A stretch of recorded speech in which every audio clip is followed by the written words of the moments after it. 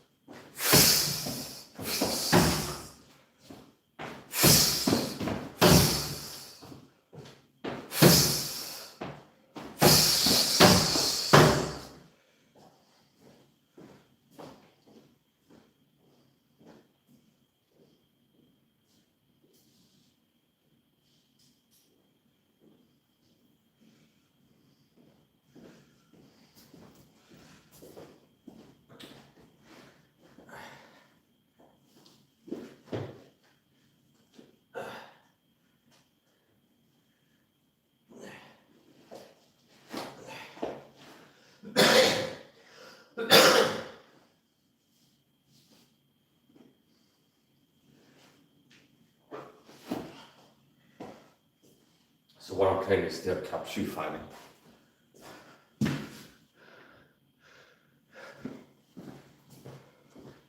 There's a combination. Steel cap shoe fighting combination. 1, 2, 3. 1. Chief target zones for steel cap shoe kicks is the shin bones. So from the ankle to the knee to the front. So straight kicks from the ankle all the way up to the knee. And they will hurt anywhere they land, but especially the disabled one. From the ankle to the knee. From this angle straight. That's the first kick in the combo. Straight kick to the leg, knee. Second one, charged up, more powerful straight kick. Obviously you can hit to the groin, solar plexus, rib cage, you can even make it hit to the head. Now, what I'm practicing now is the basic combo to the lowest level. So it's 1, 2, back to the tippy toes, how I do it. 3, low kick from the side. So this is a martial arts form I figured out that could be used to defend yourself in countries where they don't let you have weapons. It's a loophole where hack the matrix, hack the system, you could say. Now, if I go off the laws regarding self-defense, use of weapons at all times. But here in Sweden, it's illegal to leave your home with any type of weapon. No sticks, batons, pepper spray, knives, no nothing. You can't bring anything, leave your home with anything that's a weapon.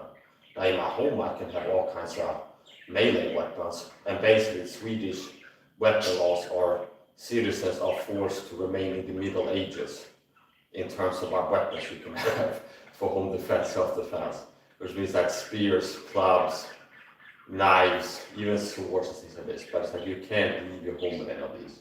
And you could have a bow, so it'd be like a certain part of the Middle Ages, because crossbows were illegal. So like it started out with bows, and then in the Middle Ages at some point in time somebody meant a crossbow. You can't have crossbows. Or you can have, so basically it's Middle Age for home defense in Sweden, what you can have legally for home defense, self-defense in your home, melee weapons, like Middle Ages, okay? Sticks, spears, shields, swords, clubs, hammers, knives, and things like this. Now, I am a Christian, and I believe that God is for self-defense and self-protection. Human beings are made in the image of God, and especially Christians, you're not just made in the image of God if you're a Christian, but your body is a temple of the Holy Ghost. So I believe that God is for, and that's also part of masculinity, which is a deficiency now in this world, where the average man is effeminate. I've had it happen on TikTok, where, because I always have knives on me at home, okay? And I make a video, I don't take off my knives because I'm gonna make a video. So if it's like a Omed meal prep to make a super shake or push-ups, a lot of times you can see a knife out of my pocket or my belt. And I have people come because, why do you always have knives on you in your videos? And it's like they act like I'm weird. No, you're weird. You're effeminate. You're not in touch with your masculinity. Core masculinity is being interested to be able to protect yourself, not being a harmless, weak little sissy. Okay? A real man, part of masculinity is being strong and capable and being interested in being able to protect yourself, defend yourself and your loved ones against harm. And a lot of guys are in touch with masculinity. I made videos in Swedish too for people in Sweden recommending home defense weapons, like the best weapon for home defense. Top 3, the best, or if not the best, one of the best home defense weapons is a spear, okay, for home defense, a spear. The main advantage of the spear is the range, which means if a crackhead breaks into your house with a machete or screwdriver or whatever they got, you'll be outranging them, meaning you can engage them with thrust and touch them with the tip of your spear before they can touch you with whatever they have in their hand. It'll be rare that like a crackhead that's gonna break into your house has like a 6-foot spear on the back, because obviously that's gonna raise eyebrows and make it less likely to be able to successfully burglarize somebody. If the cops can call that all the way over there. So,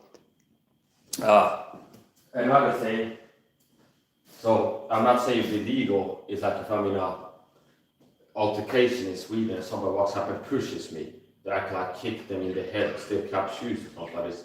I'm not saying that would be legal. But in certain situations, Swedish law would allow the improvised use of objects as a weapon. Like for example, I wouldn't be allowed to bring a fighting stone outside, like buy something that's like that, holes for your fingers like a bowling ball, and it's like marked as fighting stone or something like this. But in case somebody will get in a street fight and like fighting two people that jump them and on the ground, you like keep attacking when you're on the ground and you're in fear of your life. And it's like this walk, and you grab the walk and like hurl it at him and hit him with it as like a desperate self-defense. Improvised use of an object around you, like a stick that's on the ground, you pick the stick up and work to defend yourself with it. In a lot of cases, the improvised use of an object as a weapon in Sweden, there's a lot of cases where the court would free you, because it was justified. Like for example, you can't have a stick in Sweden, like a fighting stick, or a sword cane. But it's like if today also outside there's an umbrella, you got an umbrella, and it's raining, okay, and you get attacked by someone with a weapon, and you have your umbrella, and you use your umbrella as a weapon to defend yourself. In a lot of cases, the court will be like, oh, well, yeah, he didn't break the law. It's like he used something to protect himself. So anyway, here's the point. It's kind of like a loophole. So in Sweden, you're not allowed to bring weapons with you outside, but you might be attacked with a weapon when outside. And if attacked with a weapon when outside, or numerical superiority, there's certain things in the law that might make it like legal or not, okay? You get attacked in the street and you use something as a weapon. If that's an umbrella or a keychain or a rock on the ground, things that will determine that will matter how the court judges if it was justified or not. It's like, is the person a lot bigger than you that's attacking you? And you're using a weapon, something as a weapon to kind of even the score. Are there more than one piece? So if there's two people attacking you and you're one person and you use something to defend yourself, is it a person who's just one person but a lot bigger than you or something like this? Is a person any size that's having a weapon in the hand attacking you? So that there's things that matter. Now this is not like a legal lecture, discourse on Swedish law. So suffice to say, abide by local laws regarding self-defense, use of weapon at all times. But for certain, there will be certain situations where a person will still have shoes to work. They work at a construction work or in a welding shop, whatever, they still have shoes. And like on the way home, they get jumped by somebody. In certain cases, they will be allowed to like kick with the steel caps to defend themselves, and the court will be like, well, he was attacked by two people and one of them had a weapon or something like this, and he kicked them in the leg with a steel cap to defend himself. Like a lot of situations, the court would judge it was justified. Now, like I said, abide by local laws and self-defense regarding self-defense use of weapons. Okay, a lot of law is interpretation too. So it's like what I say, and like I think that this would be legal stuff. You go by what the law actually says. You ask a lawyer if you really want to be sure what's legal and what's not. But anyway, here's the point. So steel cap shoes is something that is not illegal for me to have outside, but it's something that I could use as a weapon. Understand? So you're not allowed to bring anything that's a weapon. Brass knuckles, a stick, a knife, a fighting stick, a baton, pepper spray, nothing like that. But I'm allowed to wear protective shoes, okay? And the reason I got this is actually because I had an injury to my foot, stepped on a glass ball, and I got a shot of glass into my foot, and I had to get stitches. There was profuse bleeding, and it was kind of bad injury. And I still can feel it in my left foot.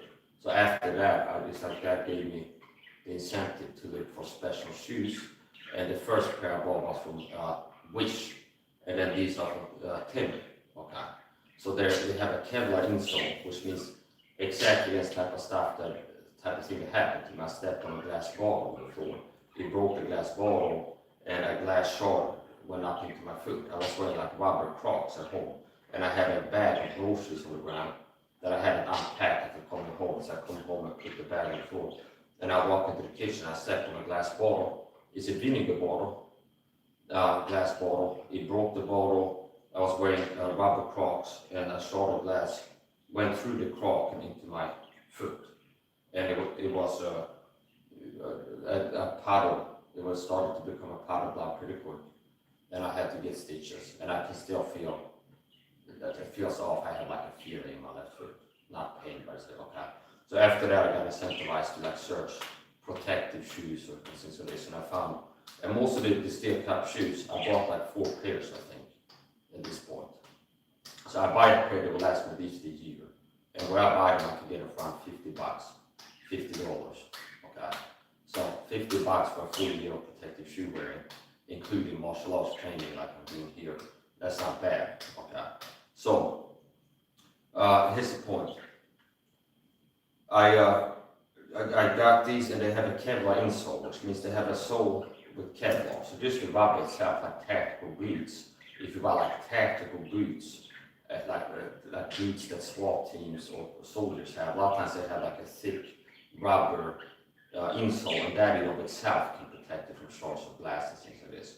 It gives some protection. Like you step on a glass ball. A lot of like tactical shoes marked as tactical or like hiking boots and things like this. A lot of times they will have a tough rubber sole that in of itself could protect against a step on a glass ball that it won't get through. Now, if you don't want to like guess that maybe it can protect against a nail or glass, you can buy special protective shoes. So these are protective shoes and they have a steel cap in the front and they have a Kevlar insole at the bottom, and which means you're supposed to be able to step on nails and glass and things like this without being hurt. Okay, now don't try that at home, but they're made to protect you against injuries. Okay, so anyway, I figured out a steel cap shoe fighter. So after I bought the protective shoes, and I'm a martial arts guy, I end up wearing these indoors. A lot of times that's where the injury happened.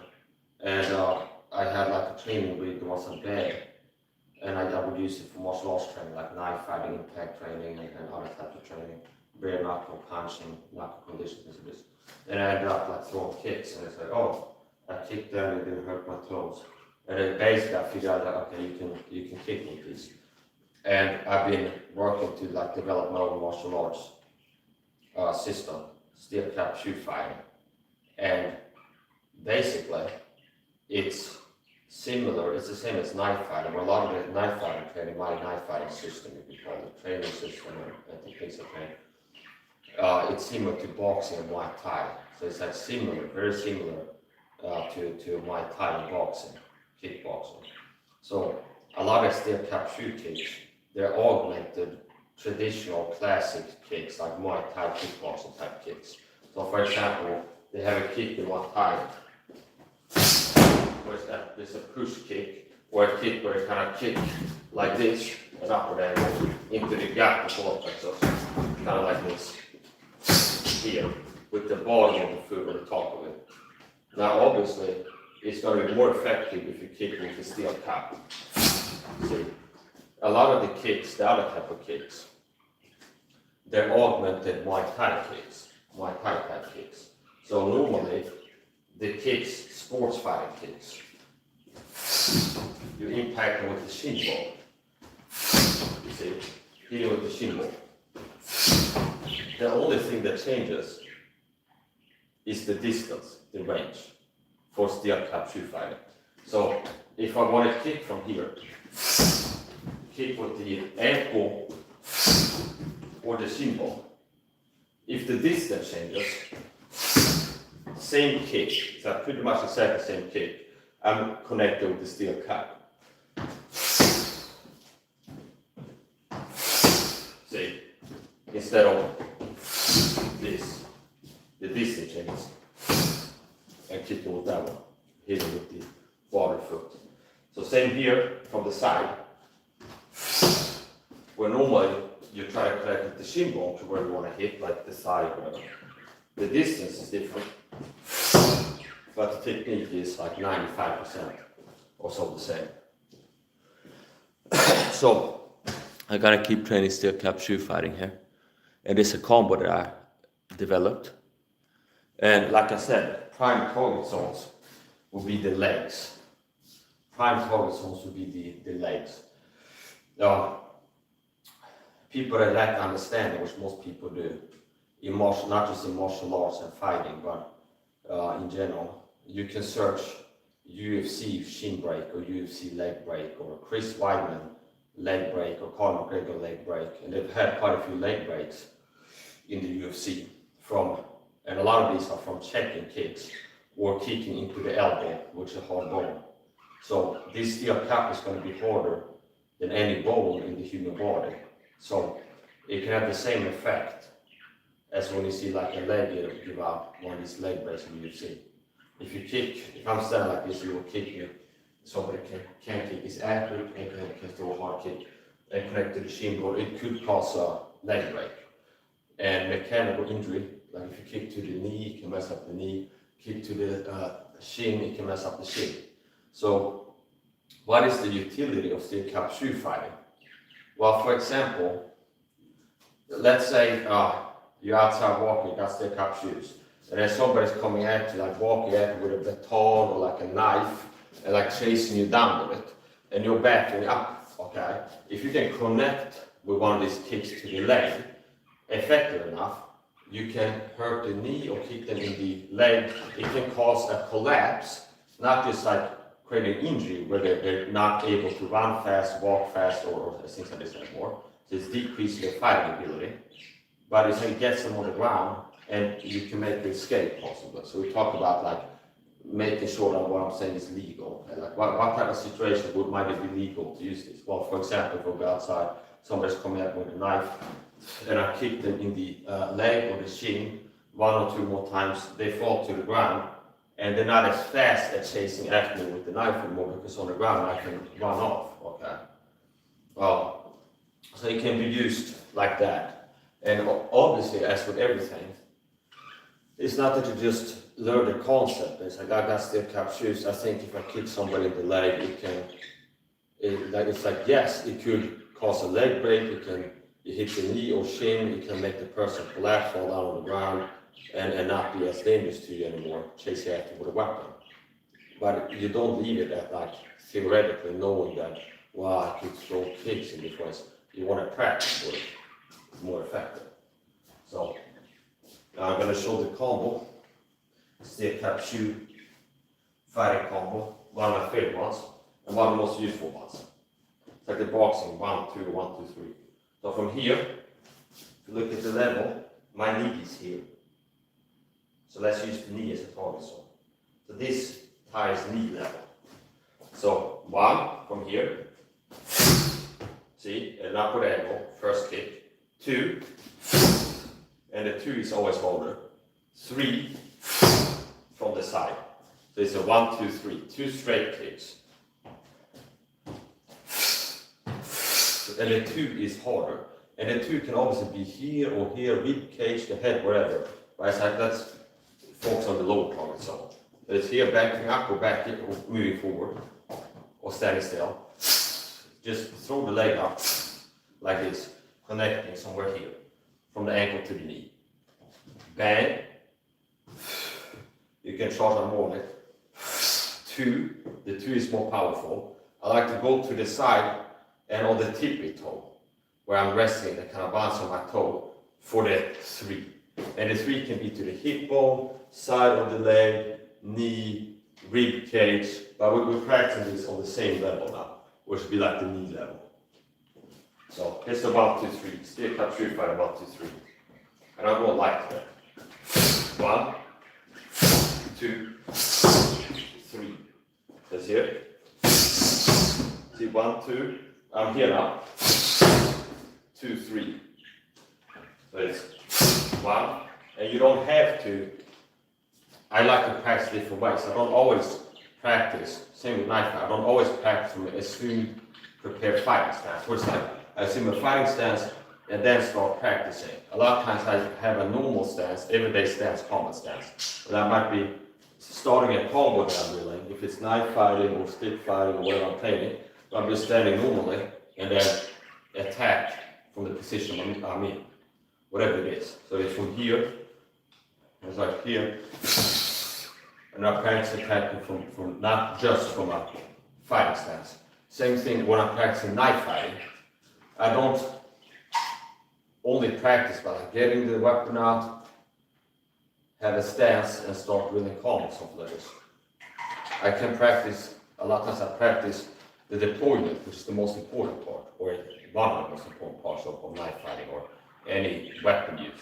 Where it's like from here normally, see, so it's the first step is However, and it can be assumed in different situations that are purposely awkward. Kind of like from here, see, and practicing whatever stance I'm in, deal with to be effective, from it to be effective.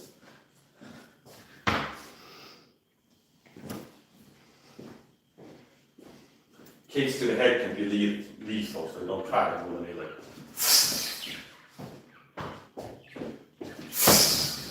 And then hit it right in the front of the face.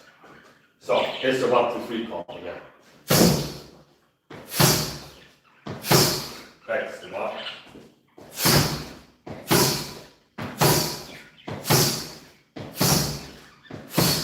And I can throw it from here, or from here. But I can also throw it normally, just like this. See, just from standing normally, not having this stance, but just normally throw the leg out. And that can be effective. And as the first attack is launched, I can raise my guard. They can look like this. Here. And then now the 2 shots out. That's more powerful. 3. And don't try this at home. Okay, you could get hurt. And like I said, by my local laws require self-defense use of weapons at all times. So you could get hurt. So don't just get a steel cap shoes and start kicking a tree or something. It's just you break your toes and hurt yourself. The fit has to be just right. You have to know what you're doing. And you could get hurt trying this. So if the shoe is too big and loose, what are some wrong fits, okay? How you could get hurt? Or if the shoe is too big and too loose, and you kick, and you connect with the steel cap, and your foot can move inside the shoe, and you crash into inside the steel cap, and you can break your toes. You can hurt your foot that way. Another way you'll be wrong is too tight. So too loose, too tight, bad, okay? Steel cap shoe fighting. So what is a bad fit? Well, too big. So you can move around too much. The foot can move around too much, and you can crash into inside the steel cap. Too tight, where it's like if the shoe is so tight that you're touching the inside of the cap already when wearing them. As soon as force is applied here, you impact with an object, that energy goes into your toes, okay? So you don't want to have your toes already touching inside the cap, and you don't want it to be too loose. So not too small, not too big shoes. And then it's more than the size, it's also like the fit of the shoe. So these shoes work well, but I wear insoles and like 3 layers of socks, and it can be like a lot of, like to be able to throw kicks, whatever, several times I've hurt yourself. There's a little bit that goes into it. You gotta get the right shoe, right fit, and you gotta know what you're doing. Have good control so you don't kick too hard and things like this. So, I gotta practice the 1, 2, 3 combo again. Steel cap shoe fight, 1, 2, 3 combo. See here, there. And like I said, prime target zones, the legs, the knees, the shin bones, just the legs. There's kicks that can hurt you, Muay Thai kickboxing kicks with the shin bone, like landing here to the body, to the head, to the shoulders, the arms. It hurts, okay, to be hit. And certain places hurt more than others. Now with the steel cap shoes, somebody can kick accurately and hard. It's really effective. It's kind of like somebody that's a boxer wearing brass knuckles or something like this. So imagine a boxer can already hurt you like a knuckle on your face. Now if they have brass knuckles and they're a boxer, they can hit fast and hard. They can be even more dangerous. So steel cap shoe kicks are more effective than regular shoe kicks. And as I said before, it's a lot of the kicks are Muay Thai kickboxing kicks, slightly augmented for steel cap shoe fighting. So mostly the distance changes.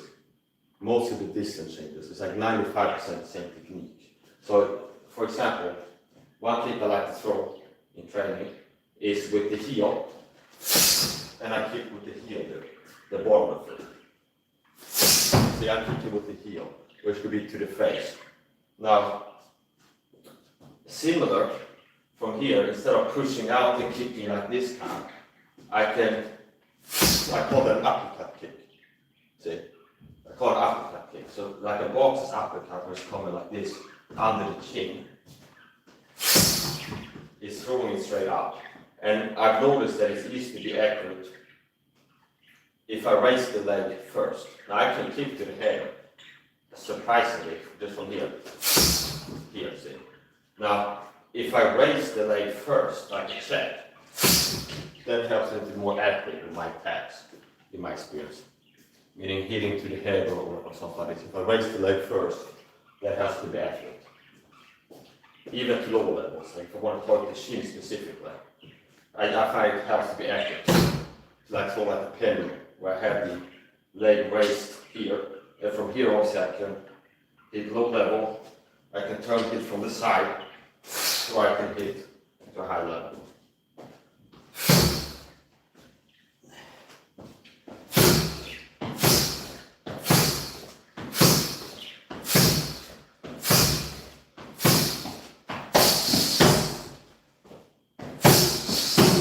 See, I'm doing this little jumps there, so it's a 1, 2, 3. 1, that's to the knee. 2, jump, step back. 2, 3. What I like to do, 1, 2, go to the side and kind of tip it toe like this. And that's for the 3. And I'm focused on speed here now, power. So, 1, 2, 3.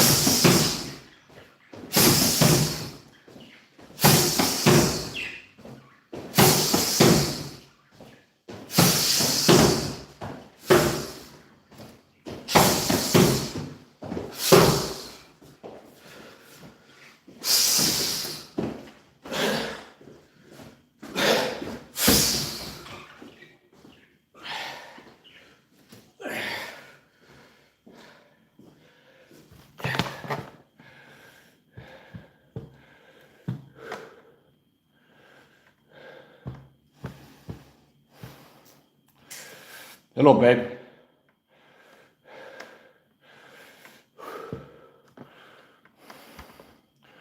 T-Ragnar. I'm training steel cap shoe fighting. Similar to Muay Thai kicking.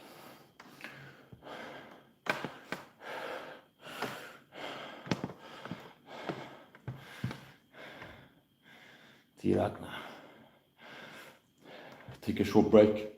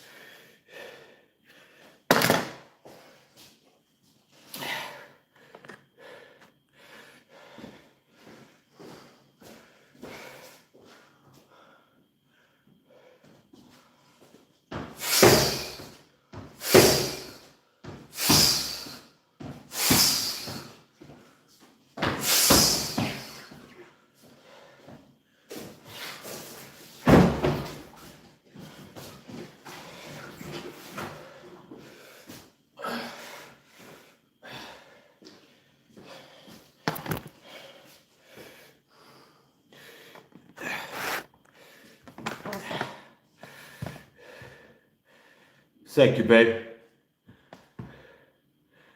I'm also live on my phone. You're watching on my laptop stream. I have another live stream. I have 2 live streams on YouTube. One wide angle, what you're watching now, and one narrow on my phone. You can watch more if you want. If not, that's fine. I love you now. Thanks for coming and saying hello. I love you too now. Pomrak Kuntirak.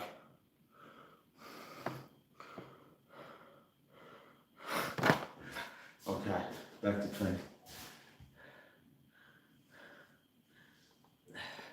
And I got 23 people watching live right now on the YouTube phone. I have the chat set to people need to be subscribed for 5 minutes with leave a comment. Don't come in leaving a comment without having clicked the like button. It says 1 like on this room right now. So if you show up leaving a comment and the like button go up, expect to be blocked, understand?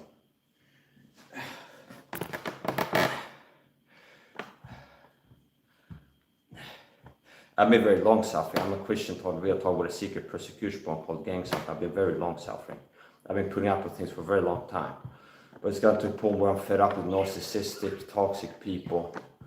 And certain situations in real life where I might have to deal with toxic people, flying monkeys being sent to the supermarket when I'm shopping, for example, gang stalkers. And I can't be like kick them out of the store and push a button that makes them blocked from the supermarket. But on YouTube, so I'm not gonna tolerate that.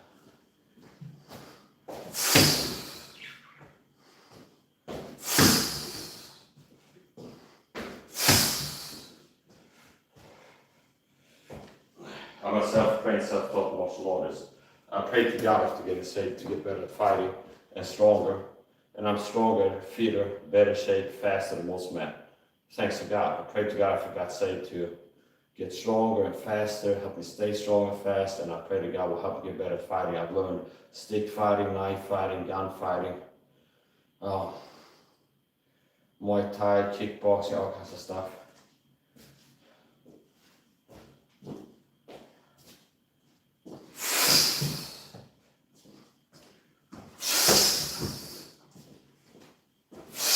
A lot of times I don't warm up before my training. The training itself is the warm up. I start training and typically I go live in the beginning. And then the first part of training is the warm up. Speaking about fighting knives. If people are looking to get a fighting knife, get a fixed blade dagger is my recommendation. That's the best fighting knife, if not the best, then one of the best. A fixed blade dagger. It's not that it doesn't have it, that it has to be a dangerous weapon. But if you're looking for a fighting knife, self-defense knife, it's hard to beat a fixed blade dagger. This knife here is a cold steel mini leather neck, double-edged. And what I call it is cold steel mini dagger, because it's a small dagger by cold steel. So a dog when the other name is still a dog. Okay. So this is a small blade, easily concealable. You can have it in a sweatpant pocket. Neck knives, you can wear it as a neck knife. So that's like a small one. And then the one I have here today is the Murakni Pro Robust, which is like a utility knife. I also have a cold steel Recon Tanto, which is a big embedded blade in another room. But this is what I have right now. So here we go.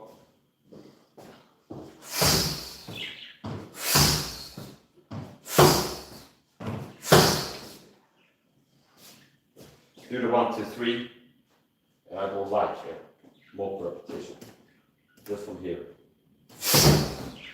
See, and that will be here. Now I'm not going to kick this hard plastic. It will break, damage to it, and she'll break. And also it's not good for your feet. So,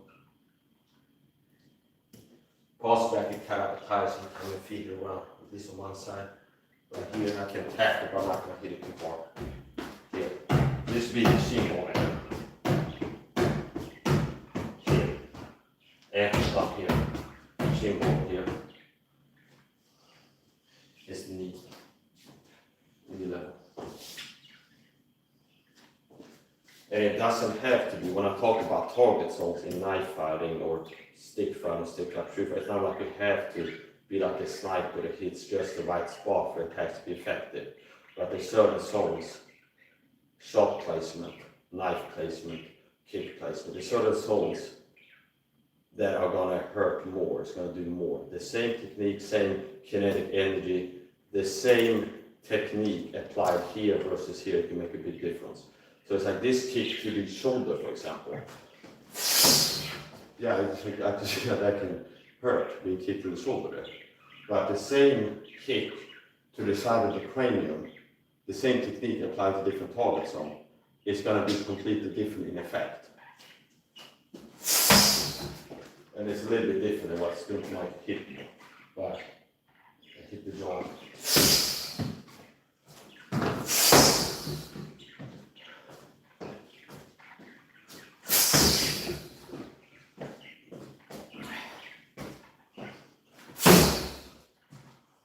Like I said, don't try this at home. I'm a professional artist, amateur stuntman, which means I came up with it as a good line for the disclaimers on YouTube and do risky stuff. Okay, if it's knife fighting training or steel caps or whatever, don't try this at home. I'm a professional artist, amateur stuntman. So what does that mean? Well, I'm autistic enough to be paid to be, aka I'm autistic on disability for autism. Okay, like sick leave. Alright. And I'm an unpaid, so it's amateur because nobody's paying me to do stunts. Okay, so that would be amateur. A professional would be you're being paid to do the thing.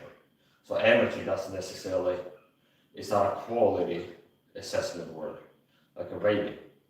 It's like, if you're an amateur, that means you're doing something no matter what the level is without being paid, as opposed to a professional that does this activity and gets paid to. So I can say I'm an amateur singer, and I can sing pretty damn well sometimes. So anyway, here you go, in the rib kicks, that's how we target zone. And with these kicks, you can hit in target zones that are inaccessible normally. So if I have my arm here, you get the steel cap shoe in here and hit the rib cage, or wrap around it and hit behind the arm. So, here we go.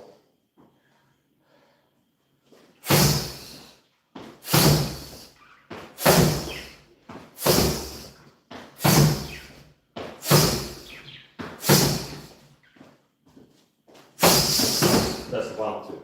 So high rest there, this is 1, 2. 1, 2. And I'm raising the bar up here at the beginning of my sequence.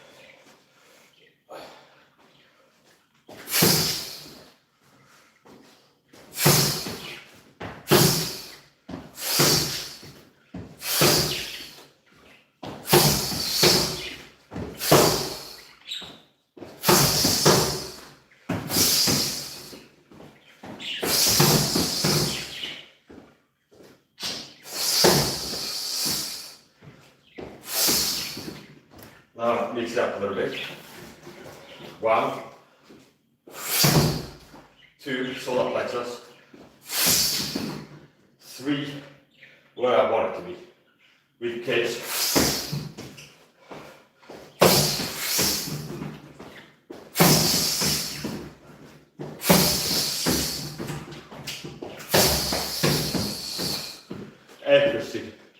is more important than power, accuracy and speed.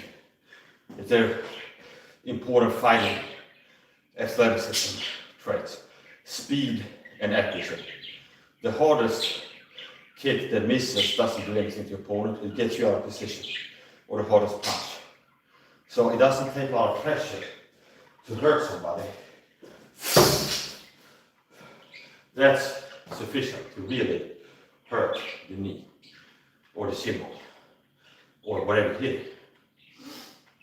The force is concentrated to a small area, and it's a hard object. So speed helps you land your attacks. So if I'm slow, it's obviously more likely a person to be able to get out of the way of blocking. So if I'm fast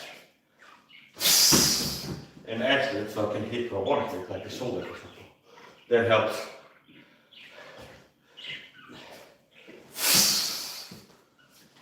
That's a miss. That's not cool.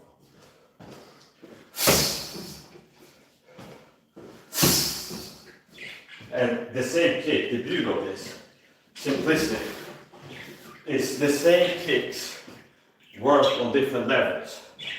If you think about this, if I'm throwing the shin bone and the person jumps back or the distance changes, like here, the same kick, forward and up, if it hits there, that person stands like I do, in the shin it can cause damage.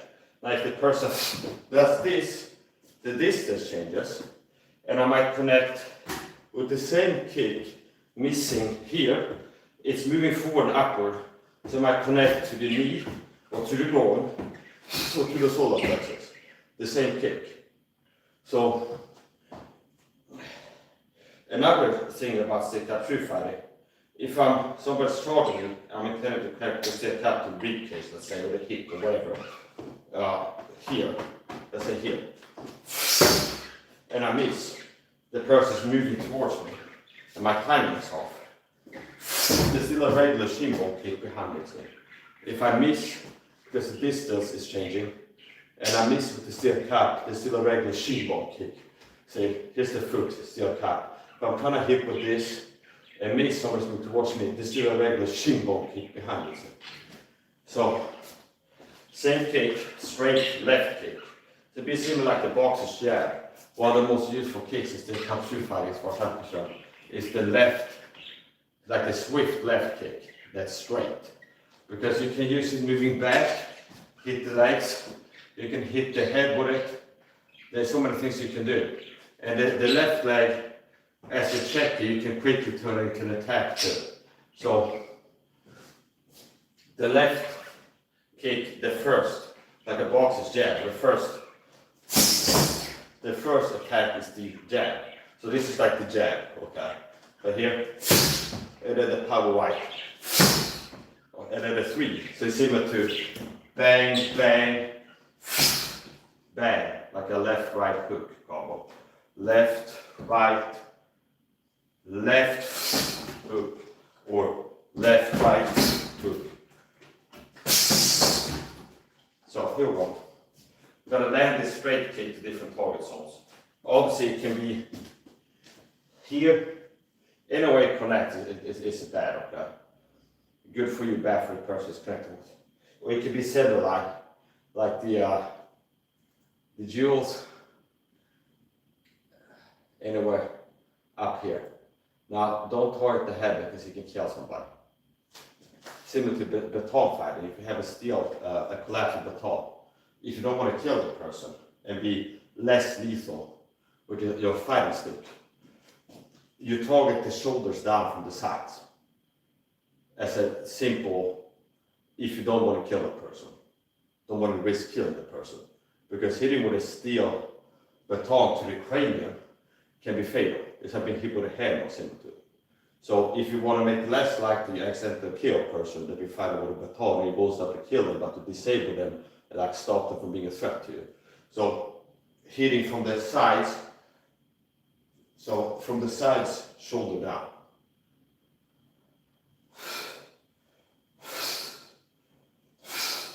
And if you go 12 to 6, you go, well, what if you hit, well, if I aim for the collarbone or shoulder to disable the person, I'll still more likely accidentally kill the person. With a 12 to 6, a tall strike that's above the shoulders and up, down. Because what if the person, like if I'm fighting someone with a tall, and they're gonna hit me in the shoulder, they're thinking, or like my arms, or this, and I go do this, for example. People typically don't stand completely still in a fight. They can be moving in different ways, and the head is moving. So if you launch to hit here, the head might be where the shoulder was a split second ago. So kind of similar to the steel cup shoe fighting, where targeting from the shoulders down simply to make it less likely to kill somebody.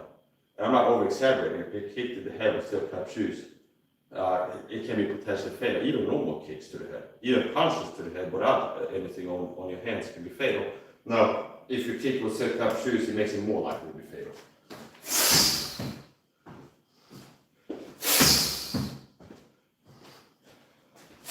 That's the uppercut kick, I call it. An uppercut kick is when I'm kicking similar to box's uppercut, intended to connect under the chin. And if not, you catch them under the chin to the front of the face, like the border, like at this angle. So either ultimately I connect under here, that's what I call the uppercut kick, so it's like a box uppercut. Either here, or to the front of the face at this angle. And anywhere it hits, it's doing something. So here, you see that's a perfect one, where I'm hitting right in the bread basket, like here at the jaw. And I can make it even more like sneak under there, but that's a good kick. That's a miss. Here you go.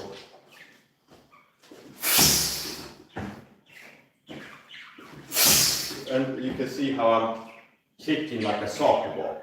So it's a little bit different than the Muay Thai kicks, where if I don't have the cap shoes, I'd be more likely maybe to kick with the bottom of the foot.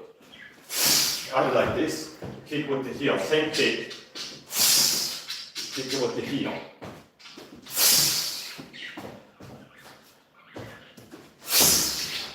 Or the bottom of the foot.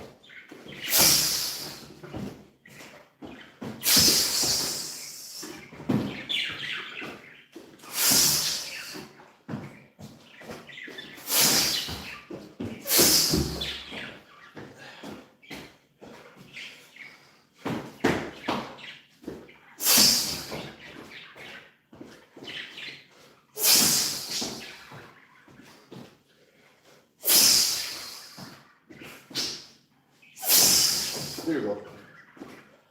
I don't do a lot of stretching. I was thinking about getting back on a stretching regime. I didn't get consistent with it. I made it short a few months ago. I've been more stretching or intending to. I've been working some stretching on my training case, but nothing serious.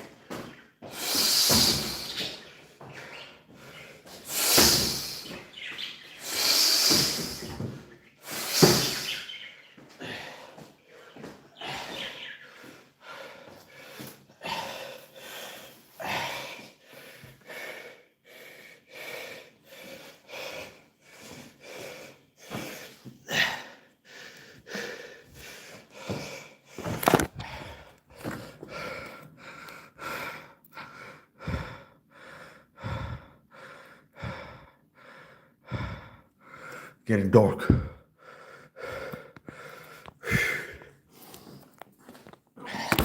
And I'll start to use the few of these. Now I have a new pair in a drawer, like a new pair. These are all for more than 6 months, I say more than a year. And use them like this. As I've been out when it's wet and moving around, training, sweating, now it becomes wet, so anything that can stretch gets more stretchy typically in terms of fabric if it's wet. So from training and using them, the fit has gotten loose. It's like, I might get to a point where I have to use like 8 pairs of socks to make the fit right. Okay, they gotten bigger and bigger, and I have a small one. I bought a half or one size smaller. So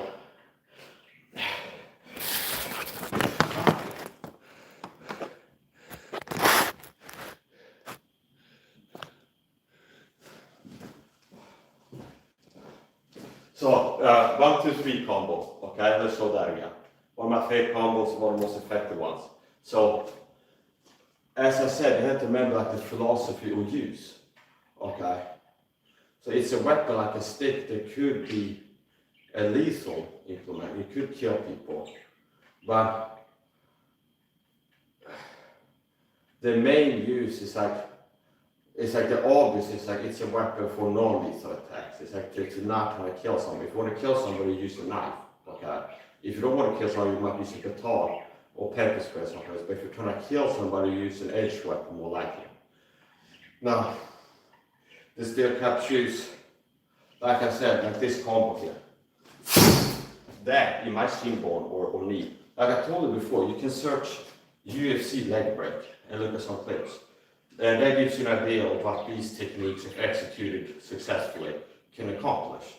Because there's fights in UFC where somebody checks the kick to the elbow, which is like a very hard bone, or somebody checks a kick and they kick bone on bone and it breaks a person's leg. And these are pro martial artists that have a more conditioned body than the average person. It's like a Superman compared to the average Joe. Not compared to me, but compared to the average Joe.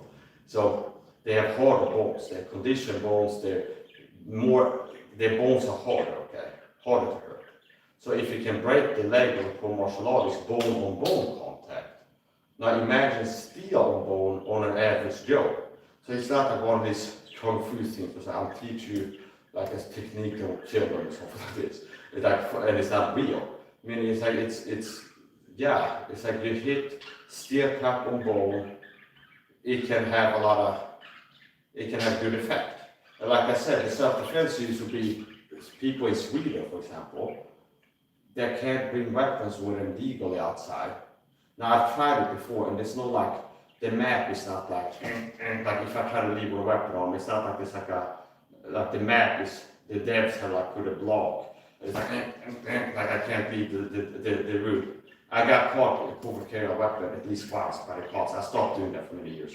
So basically what I'm saying is, it's not impossible to carry weapons in public. It's not like a video game where it's like you can't walk through this, the map stops here. Now that's a joke I want to work in. Now here's the point. I don't recommend it, okay? So here's the thing. Steel cap shoes is something, and if it applies to Sweden, it's going to be other countries like Japan, the Philippines, Germany, and other places. I don't know as much about laws, but I can guess that it will be similar. A lot of places that just as Sweden, you're not allowed to have a knife or pepper spray or fighting stick on it, aka baton, and leave your home with it out in public. In Sweden you can't, but you can have protective shoes. And I would guess that a lot of other nations are similar to Sweden's weapon laws, where you can't have any weapons in public. In these places too, you would be able to wear protective shoes, because people that are working wear protective shoes. It'd be really strange if the government would ban it, because like you can't have steel cap shoes without a license. Because like, well, you could use a keychain too as a weapon. Okay, it's like a keychain that you have for your keys, could be used as a weapon in self-defense. A glass bottle that you're drinking out, a Coke bottle, crack that into somebody's head, and that's a weapon, that could be a weapon. It's like they will never be able to completely disarm the public. And the last defense is Muay Thai, human weapon, which like your body is the ultimate weapon. Which like you want to be able to be dangerous and your body to be usable as a weapon. And then ultimately on top of that, you also have weapons that you can use. So like not body weapons. Anyways, the point. So if I'm walking towards you like this with a knife, okay, like this, and like chasing you down, for example, or however I'm holding, like I'm moving actually like this with a knife, however I'm moving. Like if I want to get close enough to connect with this, my legs will at some point be within reach of your legs. Also, for disarms against a knife wielder, steel cap shoes are also more effective. Because if I kick to the wrist, a steel cap shoe is more effective, and also my foot is protected. So it's a little bit like a small shield, a buckler. But like if I would do this, somebody's like shot with a knife, and I go like this, for example, and the stab ends up, well, it's Kevlar, so you can stop a stab. See? And if somebody has a knife coming at me with it, and I go, and then kick at the wrist, that can cause a disarm. And it's less dangerous. Like if I'm aiming for this part, to hit the wrist to get it to lose the knife. Now if I miss and hit the blade, then obviously that can split your foot if it's a normal shoe. It's more likely to hurt you.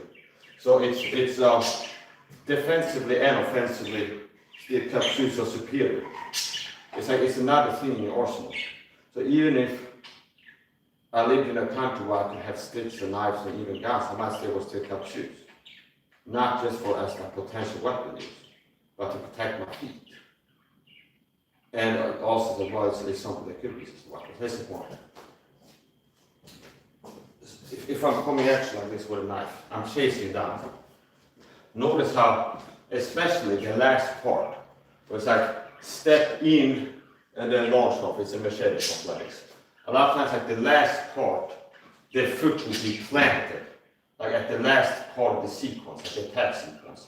If it's a stick or a knife, something like this, the foot will be planted because somebody's getting within range and they're gonna hit you with something. A lot of times the foot will be planted. So basically, if I want to get close to touch you with this knife, my legs will be within reach of your legs. So with steel cap shoes, if I go here, for example, I could get kicked in the leg there. So steel cap shoes can be used similar to a fighting stick, a baton, something like this. You can use it to cause mechanical damage, like disable the person, cause damage to the knee, the elbow, and it's like somebody has a weapon, they get kicked with steel cap shoes, they might not be as good at wielding a weapon with this arm anymore as they're connected with it. Being kicked in the knee can make somebody fall down, and if they don't fall down, it's like they might not be able to move as well anymore, and then now the dangerous chase down with a weapon. So as I said before, so now again, don't try anything you see here at home, and abide by local laws regarding self-defense use of weapons. Okay. So here's a 1, 2, 3 combo again. 1.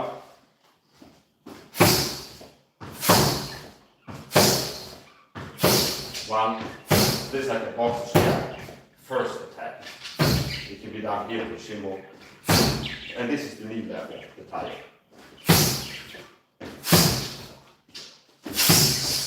1, 2. And there's different ways you can do it, but the basic is 2 straight kicks followed by 1 side kick. It can also be used against dog fighting dogs. So we don't have that many stray dogs in Sweden, but some countries like India or Thailand or certain places, they have like roaming, homeless, like crack addict dogs that like roam the streets looking for people to jack and like buy them. It's like they have like homeless dogs that are like street dogs that live in the street and like fighting people. It's like they show up like begging food, you know, next to food stuff. It's like they live like a wolf pack pretty much. They can be very hostile and aggressive towards people. So my wife actually got bitten by a dog once in Thailand. And after that I bought a knife, and not only for that. It's like even if you didn't have to, I said like I wanted to have a knife, have a weapon on you when you're out and about. Something that's legal. And a knife can be used against a dog, steel cap shoes. So this is a person, Boss Ruder, who told the story to promote artist, that he got charged by a Rottweiler. And then as the Rottweiler towards distance, he kicked him with a low kick, hit him with a hard low kick, and that took the father dog and kind of like aborted his attack. So if a kick to a dog, you can't count on a normal kick knocking out. Like dogs can be harder to knock out than a human. Okay, it's kind of like you have like a T-Rex crane. Everything's built. It's like the face is like a force implement, and it's used. So whatever is it called? Kind of similar to some sheep have like bubble wrap brains, where they're built to headbutt each other at their fighting style. Okay, rams. And if that will headbutt you, it's like you're not going to hurt the ram. It's like it's going to die. Okay, if you like kind of fight a ram in a headbutting competition. Okay. So anyway, that's the point. A dog is hard to knock out, but if you hurt it bad, kick it and hurt it bad, that can make him like it can get him out of predator mode, where it's like out of fight mode. Where if you cause a lot of damage quickly to a charging predator, sometimes the predator will switch from fight to flight. Okay, whereas like this is an expensive meal, for example. Like let's say for example a wolf pack is charging an elk, and then like the lead wolf is like nibbling, like bites the elk in the ass. And the elk, like the donkey kicks the wolf, and the dog, the wolf gets kicked. They'll be like not chase after each other anymore. Because like this is a dangerous meal, it's a risky meal. It's like maybe look for a slower, fatter, limping elk or something like this, and you'll be safe together. So sometimes certain animals, if you cause a lot of damage to them, like quickly as they're attacking you, that can be enough to make them want to stop attacking you. So you don't have to kill it necessarily, or lock it up. It can be enough that it's like hurt it and it's like, whoa, this is something that is dangerous for me to attack. Okay. So that's the point. Yeah, so if regular kicks can be used against charging dogs effectively, obviously it's going to be more effective with steel caps. And if the dog wants to bite, an untrained dog wants to bite whatever limb is closest to it a lot of the time. Meaning, if a dog is like fighting you, the closest thing to its mouth it will go for a lot of times. It's like the instinctive dog way. And there could be some preferred target zones. But a lot of times it's like, if a dog is, you're fighting a dog, and your arm is here, it will bite the arm, the thing closest to its mouth a lot of times. Okay? So, which also part of dog fighting could be to sacrifice your arm, and then if it bites you in the arm, it's biting here right after the toy weapon and stab it. Like right here behind the front leg, for example. So that if it's biting your arm, you have a knife and you stab it, hook stab it behind, like behind you, and it can really hurt it. So here's the point. Yeah, so it can be used as a self-defense tool against all kinds of stuff. Things that are attacking. Steel cap shoes can be used, and basically, kicks can be used against things in general that are attacking you. And when steel cap shoes make kicking for defense more effective.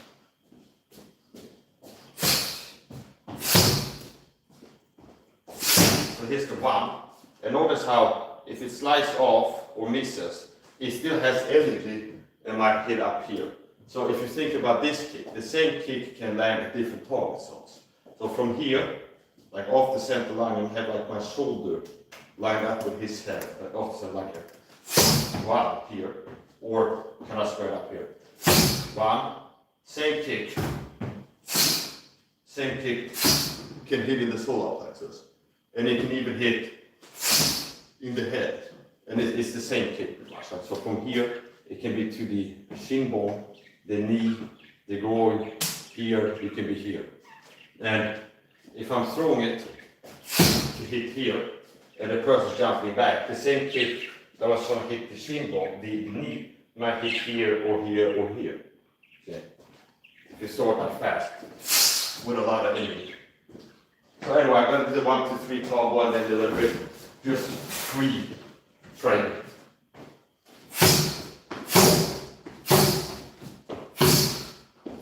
These are also heavier, not like extremely so, but they're a little bit heavier than normal sneakers because they have steel and Kevlar and thicker rubber and things like that. So it's a little bit like ankle weights. Like walking with this, maybe there's 100 grams extra on each foot as I'm walking around, or 150, I don't know.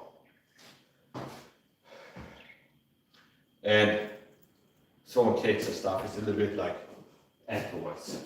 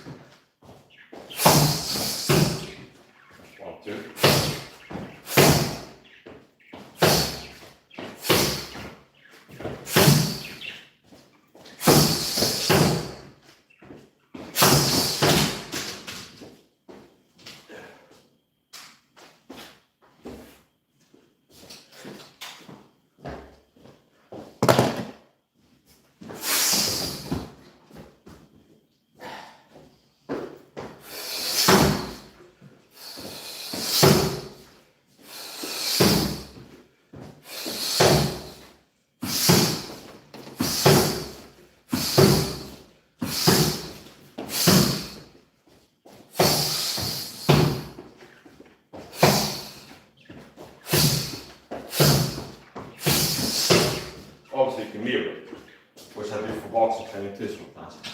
I start out with southpaw combos and I switch the stance and I start attacking from the new stance, newly acquired southpaw stance. These are not martial arts gloves, these are tactical gloves.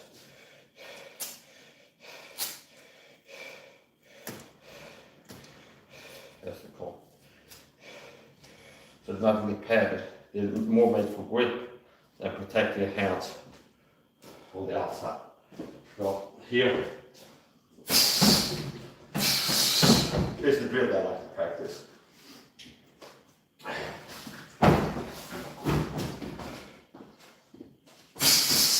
1, 2, 3. And then keep training 1, 2, 3 or 1, 2s.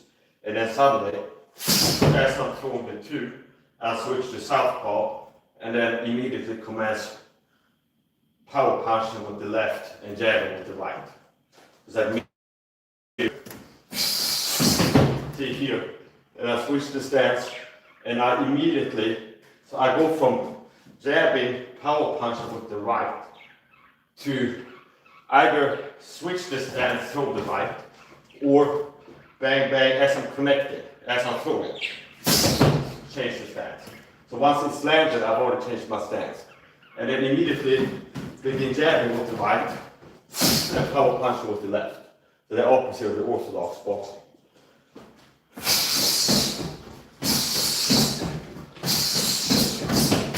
See, like kind of like that, it's different way to do it. But I'm switching, here power punch with the right, pumping the jab, switching my stance, jab, jab, jab with the right now. And then throw with more power with the left. So, similar to that is this. Here's a normal with it. 1, jab with the left, power shots with the right, and I can do a stance switch and drill the combo mirrors. Tap, tap, here. See, and it's mirroring the combo. But from this stance,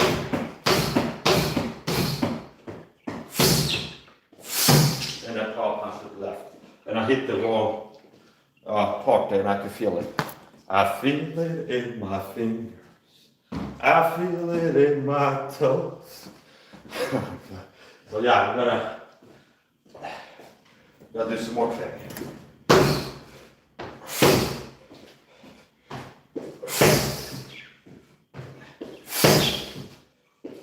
As I talked about before, a bad fit is too loose, and they become looser over time.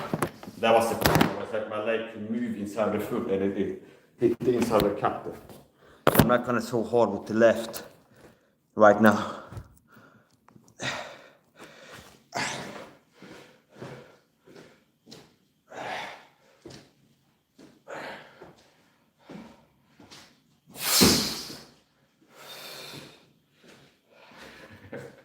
Yeah, okay, we're good now.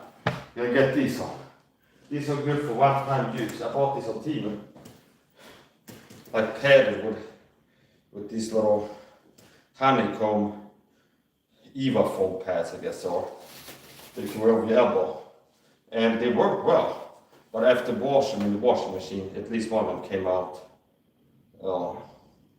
kind of messed up. But my main thing is I want to have some fabric in between the dummy, a layer of something in between the dummy and my skin, because it's really dirty. I've been kicking it with the bottom of my dirty shoes and things like this.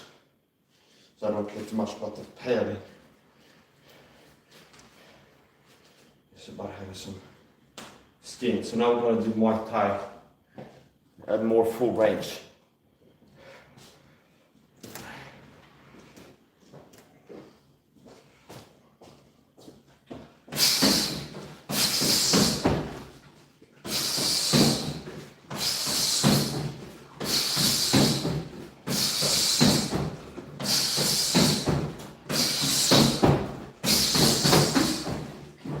Quads here. Bang, bang. 1, 2, 3, 4.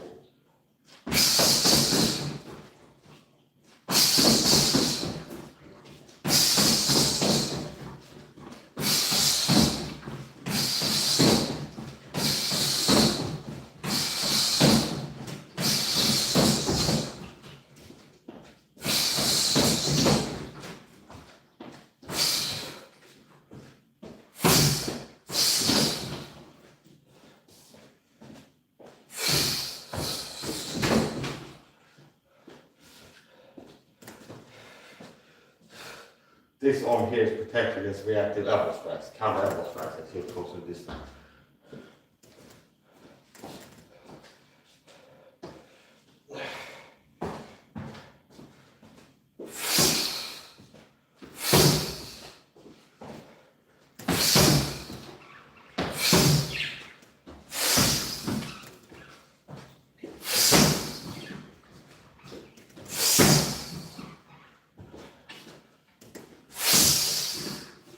Gotta switch to regular shoes.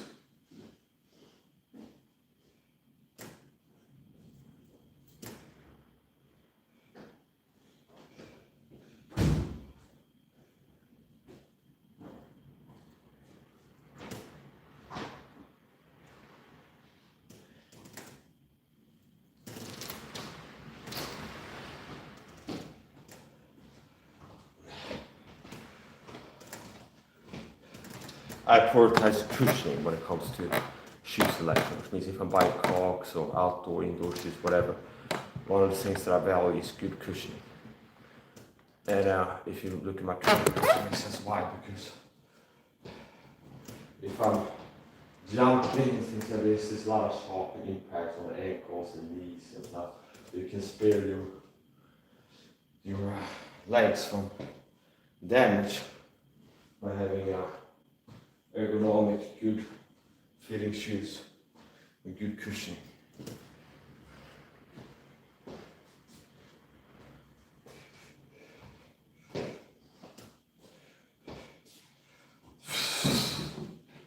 Go very light here. I have to wire myself to go light a lot of times. The default speed is high speed, high power.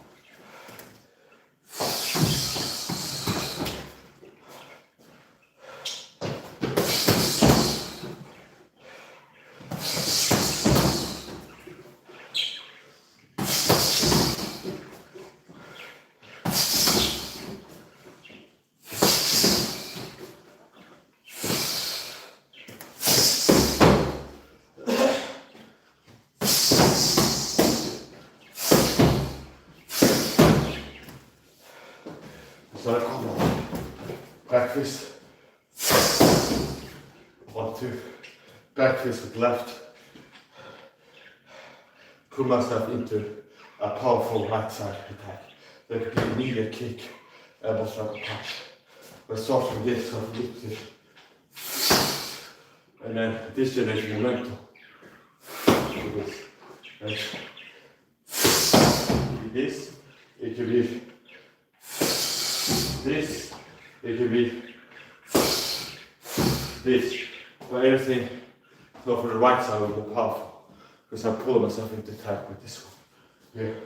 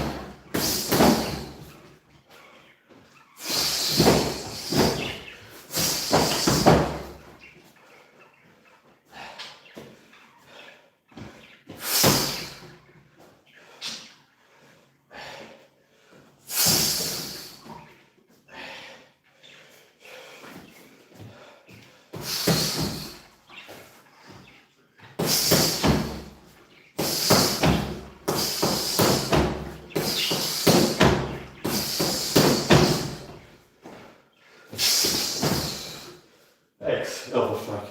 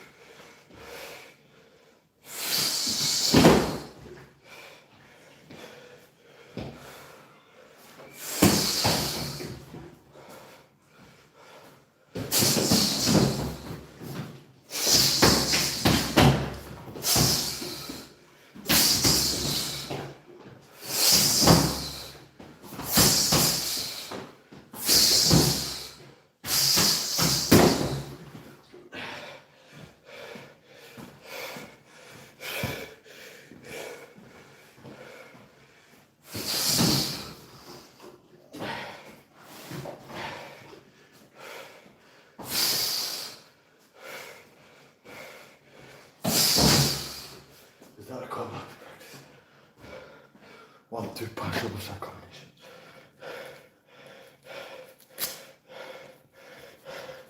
I might do some bodybuilding training later on, we'll see.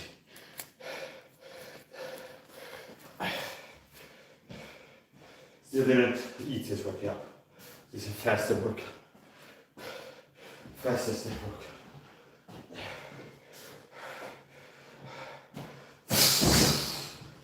Go light.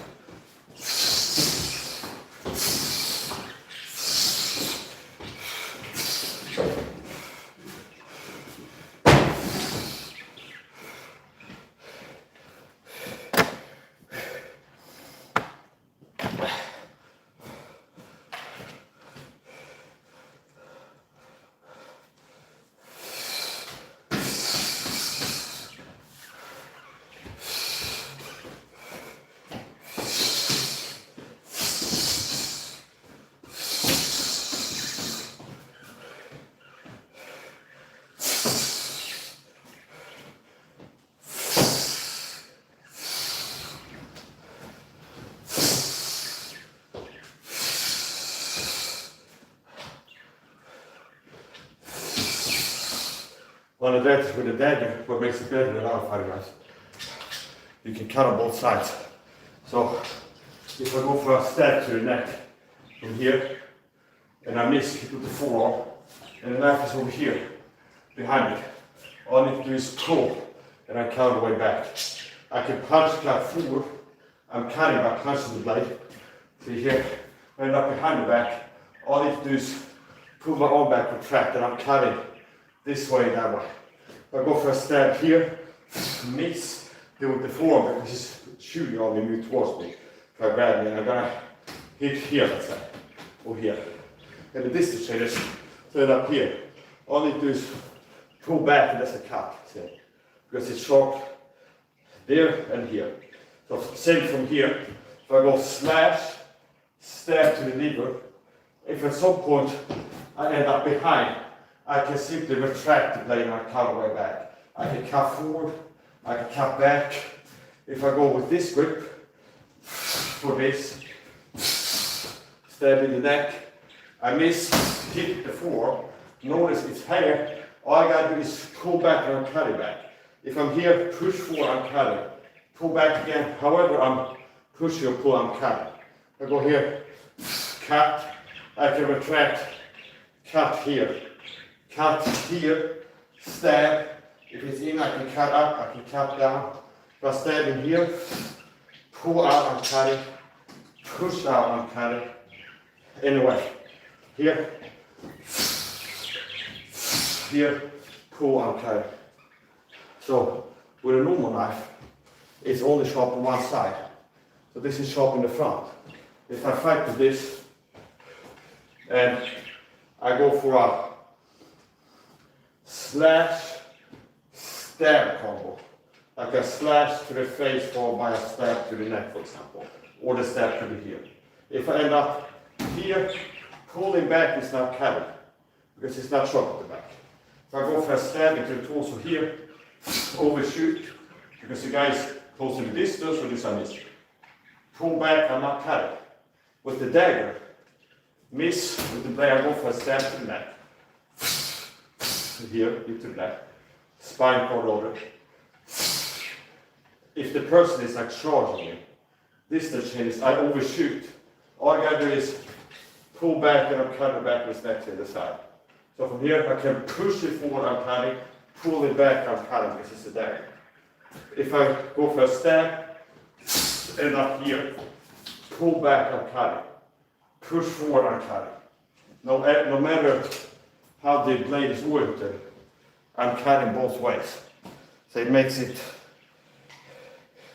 if you're looking for a fighting knife, my advice is get a fixed blade dagger. Another good fighting knife is a Recon Tanto or Kobe. I bought 2 Kobes as gifts to people I know. A Recon Tanto for myself and 2 Kobes as gifts for people I know. So my support. Now, a fixed blade, so it's not, if it's not a fixed blade dagger, you can't use a fighting knife, obviously. But a fixed blade dagger is one of the best. Fixed blade and a dagger. It's very hard. Why a fixed blade? Because it's very hard. I've recommended it for years, so it's not last week. Fixed blade dagger. What I've been telling people, best fighting knife, fixed blade dagger. So a fixed blade is stronger than a folding blade. Okay. There are like unicorn things, so some knife manufacturers put a lot of effort in materials and here and there to make a fixed blade dagger as strong or close to strong as a folding blade. But no matter what the bend is, it's like a fixed blade 9 or 10 times is going to be stronger than a folding knife. So there's less things that can break. But yeah, so a fixed blade is more durable, more likely to sustain like several slashes and stabs and things like this without breaking. And a dagger, this is a piercing tip, so this is good for thrusts, easily sliding into the body, reaching vital organs and major blood vessels. So having a slippery design like a tip like this makes it good for slicing through things, a piercing tip. And since it's sharp here and here, as I said before, if I have it here, slash here, I can also stab here. But if a human torso is here, and I slash across the chest and up here, and I go for like a stab to the liver from this little position here. If there's an arm that's moving to grab the knife arm reflexively, if I pull, I'm cutting the arm. See? So I'm cutting. A normal knife is just sharp one side. See? It's like sharp here, here, here, and not here. Okay. So with this, if I slash, there's a limb retracting, I can cut the limb. And like I said before, if I'm wrestling, I get here, I stab once, second stab ends up behind the body. I just gotta pull back and I'm cutting by pulling. I'm cutting by pushing, I'm cutting here, if I end up here, if there's an arm moving to grab this, notice how I can cut very easy. No matter how I end up, there's a way for me to cut from there. So it's like here, slash down.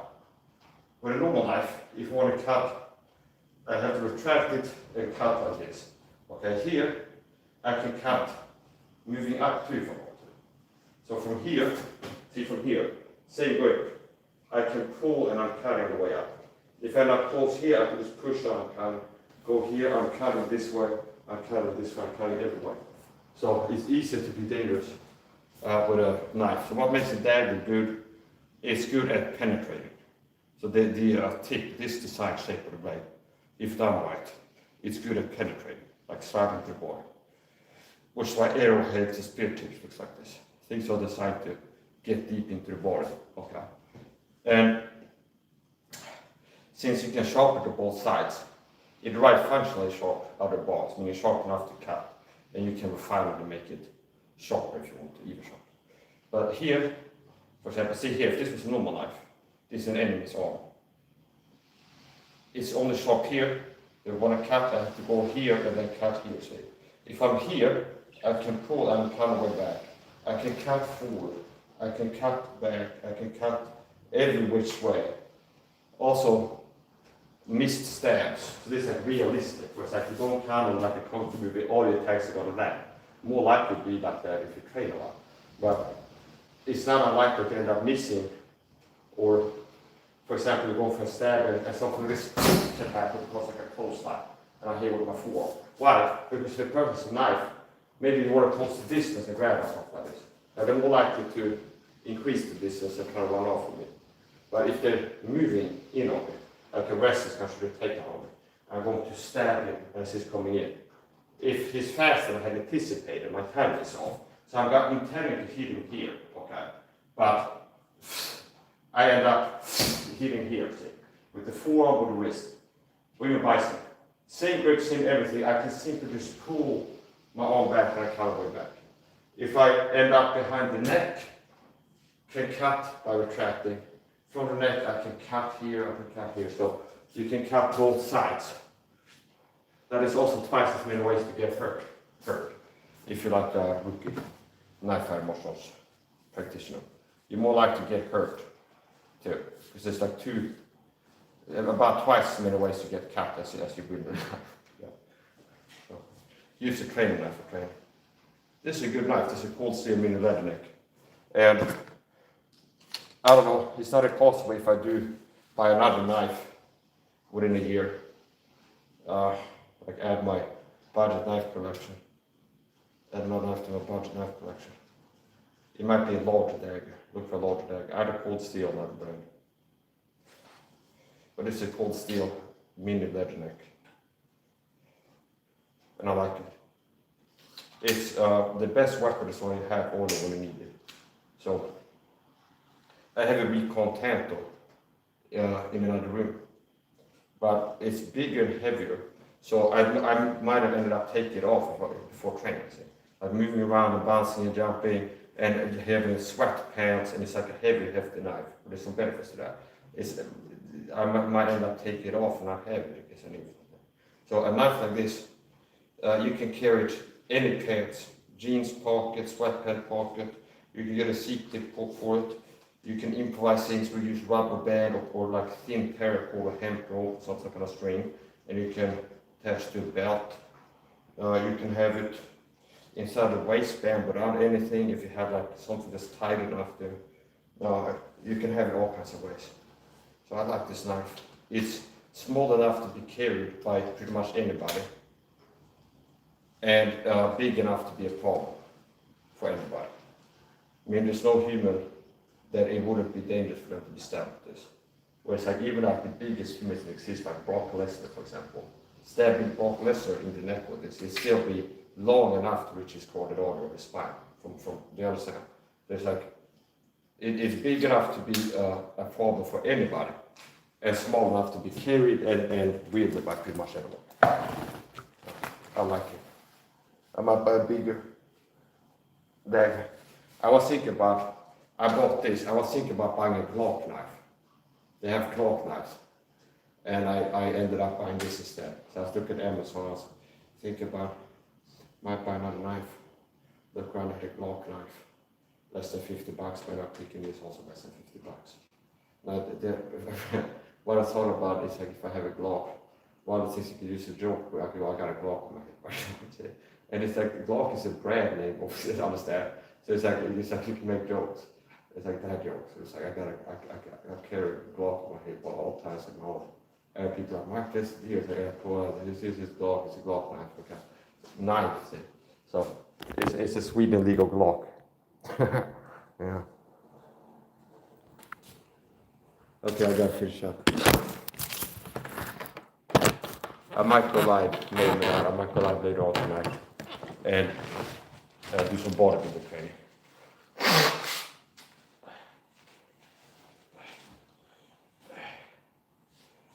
I'm ending the Rumble stream.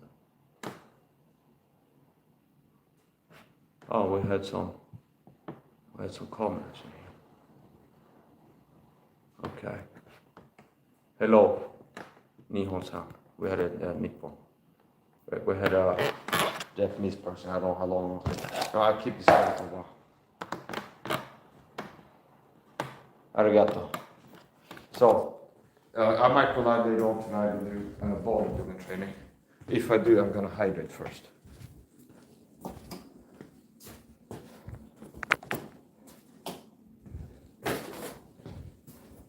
I took an extra liposomal vitamin C sachet today as a pre-workout. I take one vitamin C sachet today. Today I took an additional liposomal vitamin C sachet as a pre-workout. And sometimes in a intense day I might end up taking a post-workout too. So at times I take 3 liposomal C sachets in a 24-hour period, but it's like baseline is 1 a day. So anyway, here is my pre-workout rehydration drink, which I did how? By adding Himalayan pink salt and sea salt. So I have a box here. This can is a mix of Himalayan pink salt and natural sea salt, sometimes, so natural salt. And I put around a teaspoon of that in here in a meter glass bottle. And then about 10 grams of creatine. Okay, I had creatine in vitamin C water and I'm gonna take more later on. But just for this rehydration, I added around 10-15 grams of creatine. A B complex tablet and a pinch of vitamin C. So, and coconut milk. So that's my do to self natural rehydration. Coconut milk, Himalayan pink salt, sea salt, and other things. So, and this is my vitamin C water.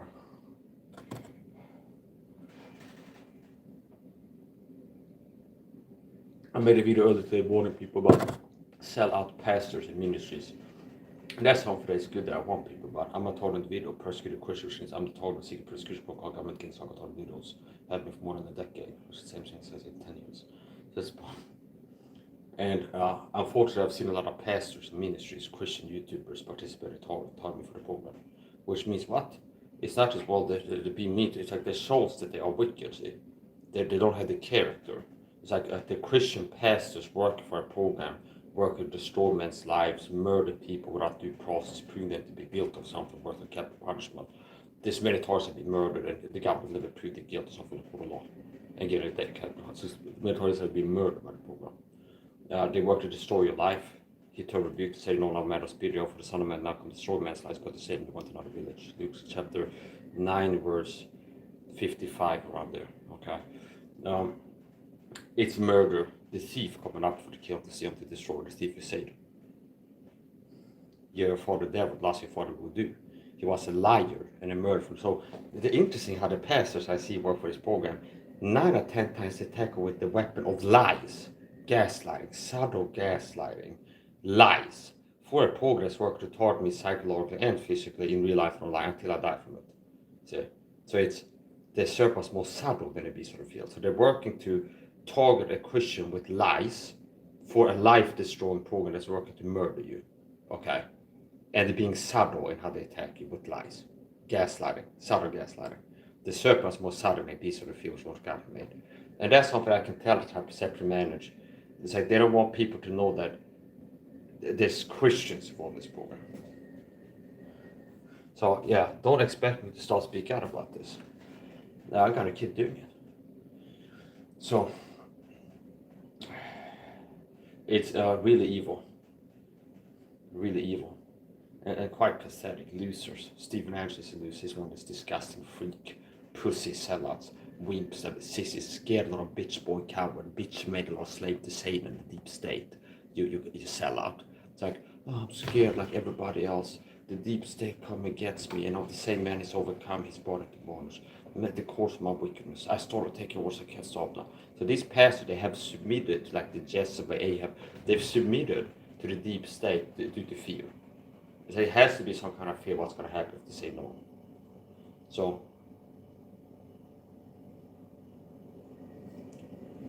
beware of Stephen Anderson on these gang stalking pastors, sellout pastors, to the Bible Church, where I think all other Christians. Andy Woods, here's the list of people that targeted for the gang stalking program, they are Christians. Andy Woods, Brandon Holthouse, Raffian Arnold, Robert Baker, Jack Smack 77, and Stephen Anderson, David Persons. And it's like more the exception, more the rule than the exception. I'm a Christian, I subscribe to a Christian YouTube channel, so I watch their weekly streams, bi-weekly streams. There's like, let's say today I'll prep you to somebody's like Baptist Church Live, and I subscribe to them. Next week to go live, watch it, and listen to them. It's like, and if the third time, like within a month, the pastor will start targeting with narcissistic always abuse tactics in his videos. That's subtle targeting.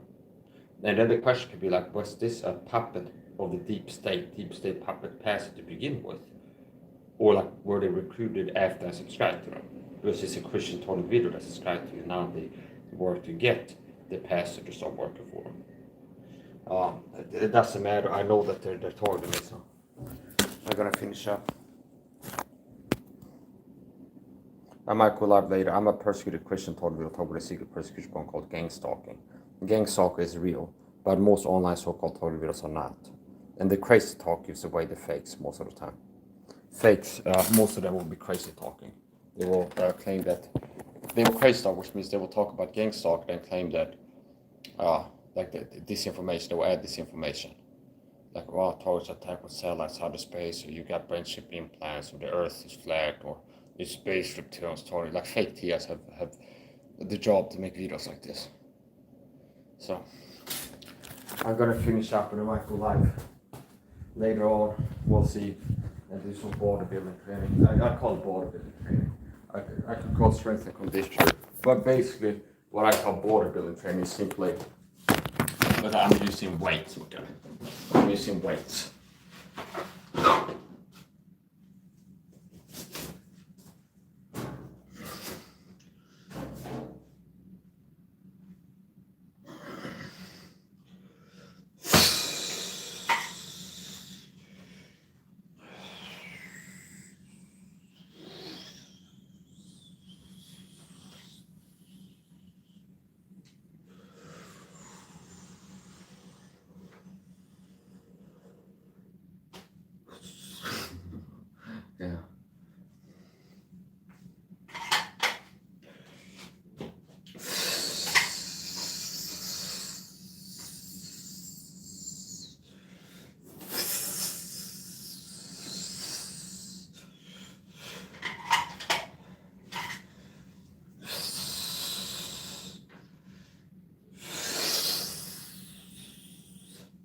This is a guard stance you can use.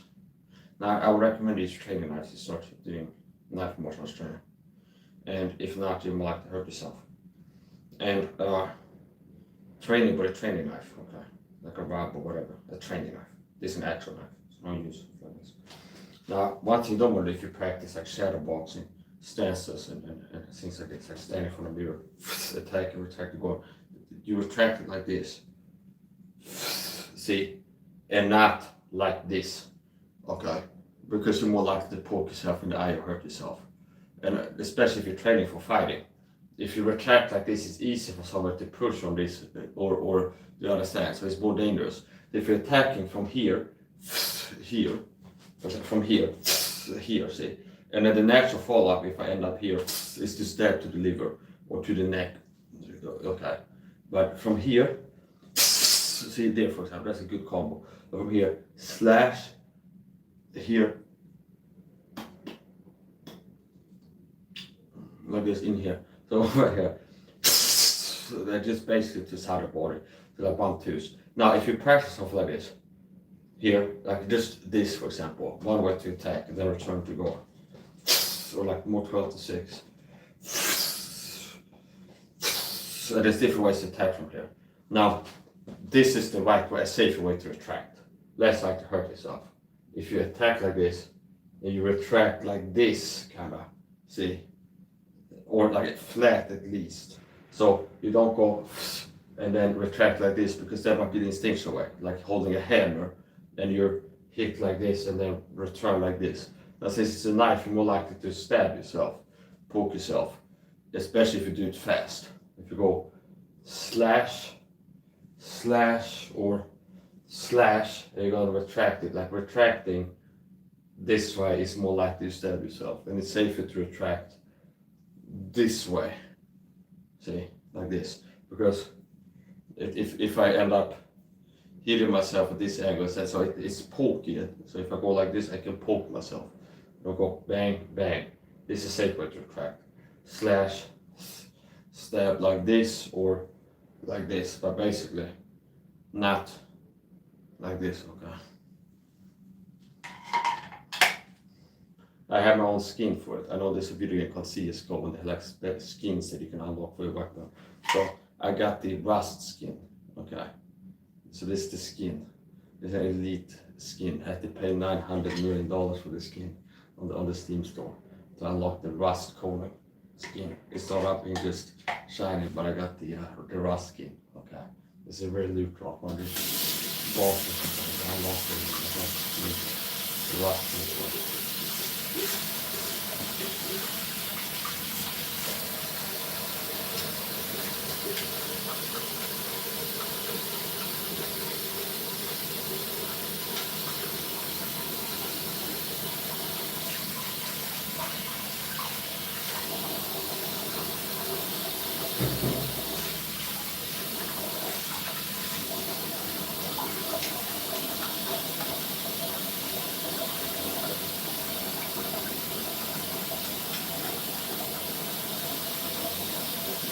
Unlike most people, I don't use soap for loads at the start, I use natural essence.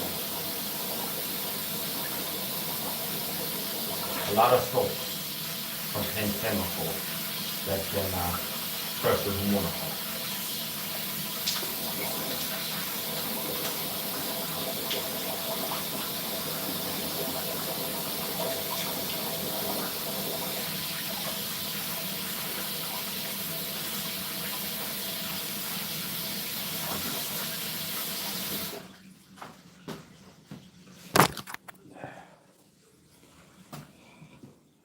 Gonna end the stream, don't forget to hit the like button.